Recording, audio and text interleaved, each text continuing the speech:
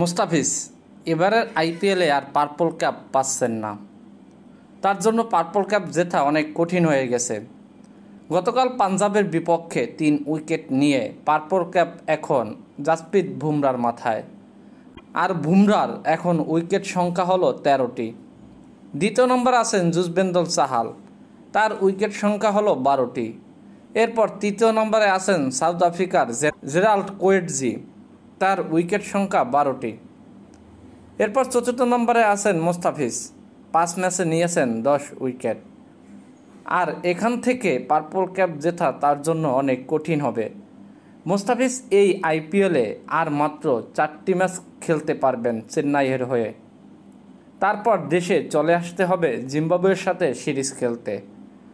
আইপিএলের এই 4 ম্যাচ খেলে পার্পল কাপ জেতা তার জন্য অনেক কঠিনই হবে, কারণ বুমরা চাহালরা যে ফর্মে রয়েছেন তাতে তাদের টপকানো তার জন্য অনেক কঠিন হয়ে যাবে।